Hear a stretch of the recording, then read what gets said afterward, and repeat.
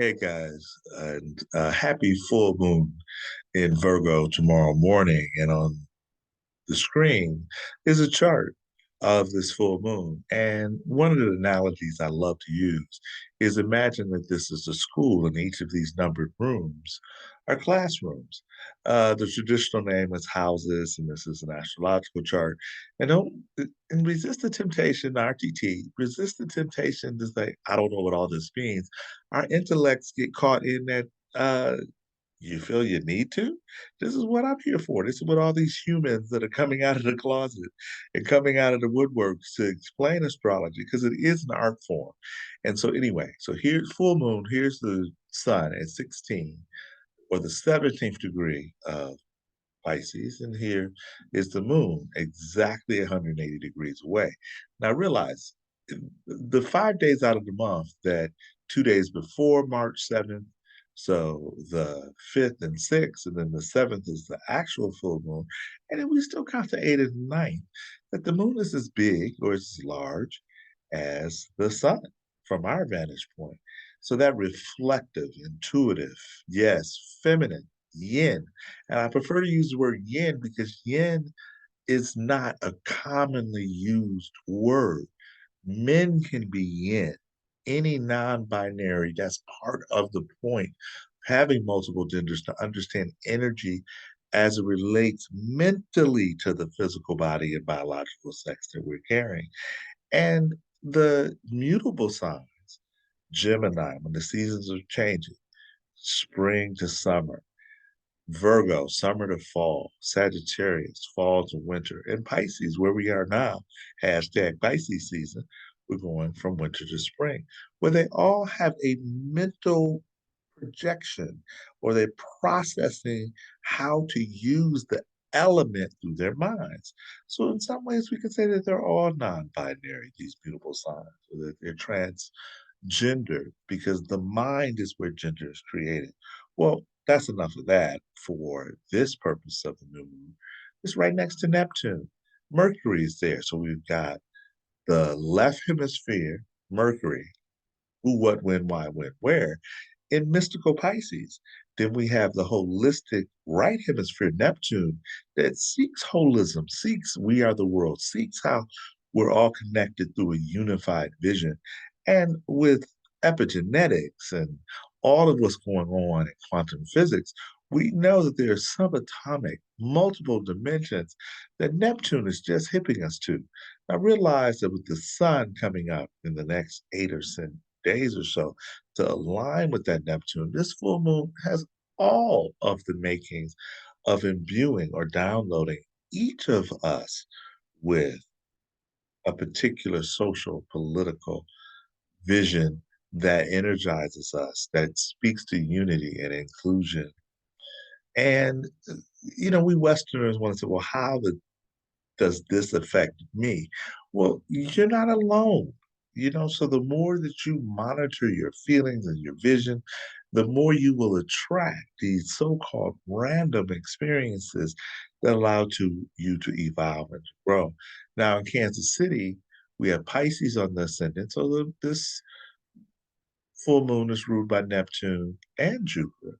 Now, if you see Jupiter's over here in Aries, just finishing up with his alignment with Venus about 5 or 6 days ago on March 1st. Then we have Chiron sitting here. So this is the healing of our vision for being generous to others, maybe a new belief system or new philosophy, or just a new relationship to your physical body, Jupiter and Aries. And the Chiron is there to heal or bring into focus the wound of individuality. Aries' key phrase is I am. So the wound with Chiron is the right to exist. America, 1776, July 4th, has Chiron in Aries. And our first 10 amendments are the Bill of Rights. That was effing unheard of 246, 247 years ago. So it suggests that we're still learning how to intersect, to be at the crossroads of our individual rights and freedoms vis-a-vis our collective responsibilities, our responsibilities to others. And with Mars sitting here, basically at the fulcrum point of this Pisces and Gemini, Pisces and Virgo. I believe Pisces, I analyze Virgo. Well, Gemini comes in and says, I think, I communicate, I process through the mind. And we're missing a planet or energy in Sagittarius. So this new moon has a lot to do with our looking for inclusive truths.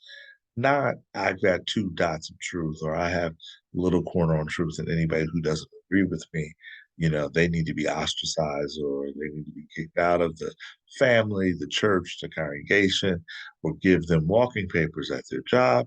However intense Sagittarius can get.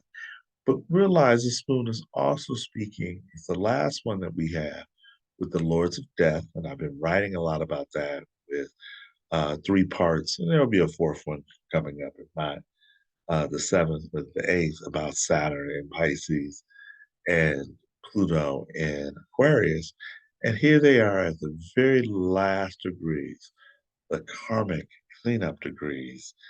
Pluto in Cap, the irresistible force, and Saturn, the last degree of Aquarius, the immovable object. And realize Saturn rules two signs, Capricorn and Aquarius. For the last 5 years, we've been dealing with our responsibility to deconstruct our egos as it relates to community thought, governmental authority. And when we talk about deconstructing ego, I mean our raw material territory. But suffice it to say that we're here to look at our priorities. We're here to understand how the Pisces Virgo axis is cleaning up as we move into the Aquarius age, where we no longer need an intercessor to have direct knowing, to have a direct relationship to our wisdom and to how. If you want to know more about how you're in this full moon will affect you individually, shoot me a direct message, put it in the comment section. I prefer if you don't put your birth dates in those, if you send those to me directly so there's privacy is happening. But until then, belief is not required, but paradoxically, it is for we're in Pisces season. In Pisces, happy wholeness.